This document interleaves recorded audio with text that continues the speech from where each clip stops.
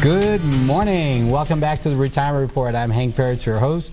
All right, we're talking about different areas. We were talking about REITs just before the break, and one of the areas there, non-traded REITs versus traded REITs, and the non-traded are going to have a little more risk attached to them.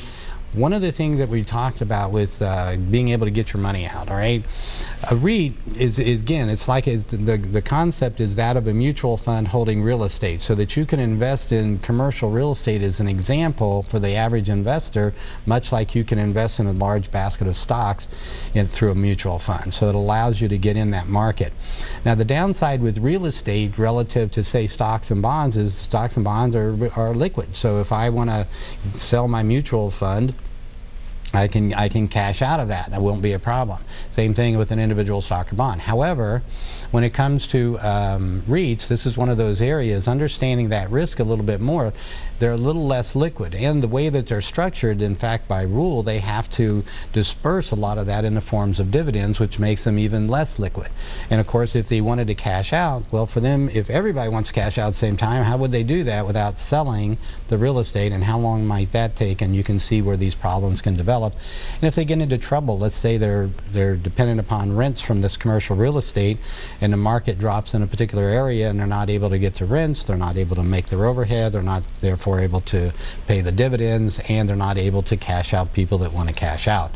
So these are some of the risks that go with REITs, and this is the other part. People need to really just understand a lot about, before they invest, what these different risks are. Right. That's correct, and that's with any investment. Right. Really.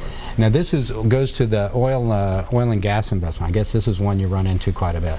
We do, and you know, it's a good explanation that you give as far as the risks on any investment, and Frank was talking about where there's just a risk inherent in investing, right? So one of the things that we see, taking it to the extreme on our end, is that we're seeing a company with oil and gas. A couple of things that we're working on currently is that we have a company or a salesperson that solicits somebody, a Tennessee resident, to purchase a well. Well, now that company is in one state. We got our Tennessee resident in a different state, and then we've got the well in a third state. So the chances that that pyramid is ever going to come together, and this investor is actually going to go look at the well, or go look at the company where the company is, which might not even be in the United States, ends up being quite a good scam. And it works because people are trusting, and they believe that the person that they're speaking with is very persuasive, very good, very aggressive, and they also appeal to people's greed. Right. You know, high returns, low risk, absolutely, that kind of stuff, right? Yeah. So that's kind of the angle that we're seeing quite a bit right now. So any of those things that you're seeing and a lot of it comes from you being solicited without you actually going to a company and saying, hey, I'm interested in oil and gas, you know, being solicited through an email or a phone call. That should be we'll talk about red flags, I'm sure, but that's a red flag, you know. Excellent. That's an excellent point too. This is how people are approached. Right. When it comes to investing, and whatever type of investment may be pushed out there, how they're approached, like you said, with whether it's a phone call or an email or some solicitation, as opposed to, I don't know, ads they see in that. But this is where someone is calling, and in particular with oil and gas, this is one of the more prevalent, and gold is another one, right? Right. So, and you're right. What we're seeing is a lot of email. So people are being contacted through an email or a phone call. With insurance products, we're seeing more door-to-door. Well, no, we're talking about scammers, not people that are doing legitimate business. But those are easy ways to get to people in bulk. So they find a list of people that they want to go after, and in bulk they go after them. Right. And email, phone solicitations, and things like that are ways that they can get your attention, they can get your ear, and let you hear what they're saying, push their way of doing business on you to make you think this is a once-in-a-lifetime deal. You got to take it, and you got to take it now. Yes. So you're gonna miss out. You're gonna lose out. That's right. That's right. And it works. Yeah. You know, and nobody should be ashamed of that. You know, that's what we want to do, is we want to educate people more on that, so that they know if they're feeling this push, or they're feeling like I got to make a decision now, I can't shop around and look. Right. Then that's a concern. And this is one of those areas. That's a definite red flag. If you're being solicited in such a way that someone's saying if you don't do it, you're going to lose it forever. lose it forever. Okay. Yeah. I mean, you didn't have it before. Right. Okay.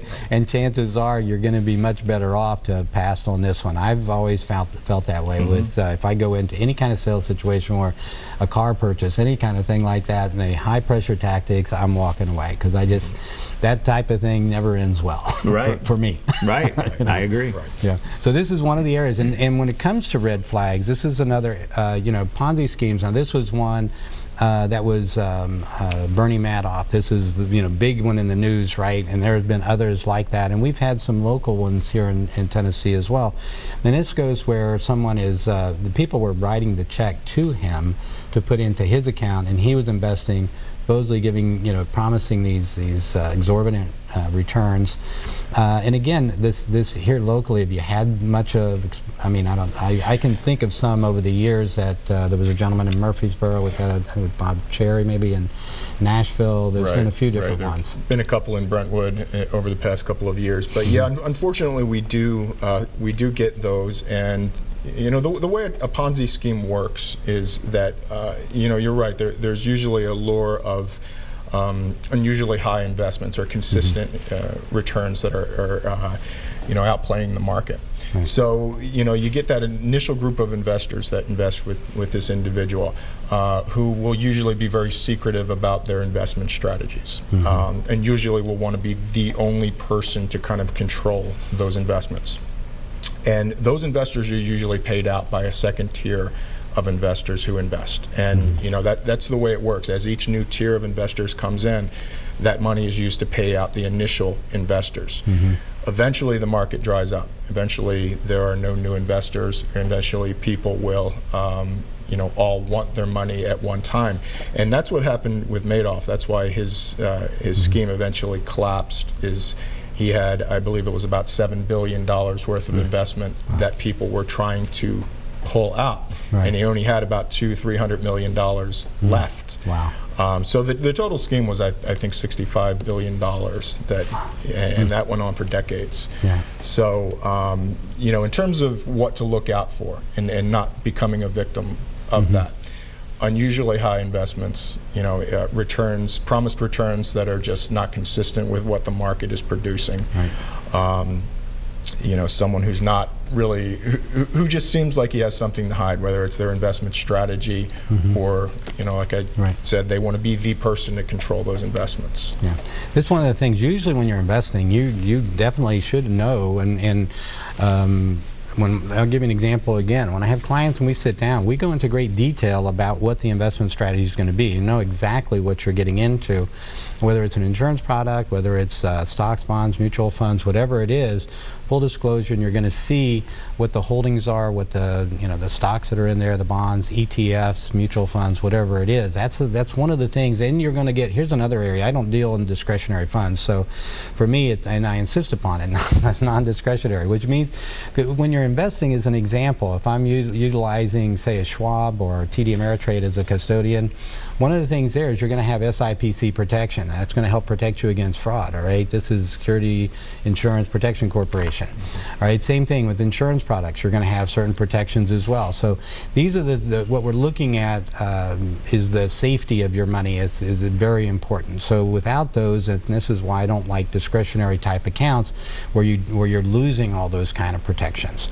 All right, we've got a caller we're going to go to, and this is Mike. Mike, welcome to the Retirement Report.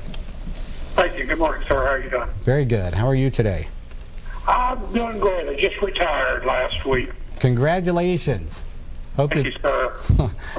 How can we help this morning? Questions on my 401 that I've built up and investing into it again. Because the company I worked for, I had 37 years with them, and they had the investment type 401 plan. It was like stocks and stuff. Right. And I built up a little over $160,000. Okay. Into my 401, and I'd like to take a portion of it and do some more investing. Right. And I'd like to know questions on how I would go at getting into the right type of investments. Sure. For my money. Yeah. I'm hoping to put at least $100,000 back into a type of stock or something that I could, Well, here's one of the things. I'll share with you some of my philosophies on it, and I'll do the same thing. I'm going to give you an opportunity to, chapter 5 in my book talks about how the smart money invests, the importance of asset allocation and diversification. We've got 50 years of Nobel Prize winning academic research about portfolio construction that's available to us. And we can look at that and compare it to some of the other types of things you might invest in. And the risks that go with individual stocks and bonds for that matter is that it's kind of like putting everything in one company. If that even a good company can get into trouble. You know, I had a recent example. In fact, the client that had come in, she had just retired from Kroger, had a lot in Kroger stock, and we'd said, you know, we want to diversify. And then what happened, of course, with the Amazon Whole Foods deal is it really hit Kroger's stock hard, and it's dropped down. And she's able to, you know, when you're retiring, you know, it's not about a long time. The time horizon changes a bit. So this was an example of where that diversification helped protect her. Years ago, I had a gentleman retired from Ford, a similar situation. So I'm a big believer in diversification. So typically, like the portfolios I work with are going to have 8,000 to 10,000 different companies in them or more. That's diversification. I know that some of those companies may in fact go out of business, but if I've got 8,000 to 10,000 companies in my portfolio, I'm going to be fine. It's going to be matching up with the market. My main concerns are going to be making sure that I have the right portfolio for the given situation. That means my risk then is controlled by how much in my portfolio is stocks versus bonds, as an example. More stocks, more volatility. So when you're looking at investing, one of the things with the 401k, the plus side of 401k when you're working is it gives you the ability to put in larger sums like it than, say, contributions to an IRA. The downside with a 401k is you're very limited in terms of what you can invest in typically to that small amount of investment options within the 401k.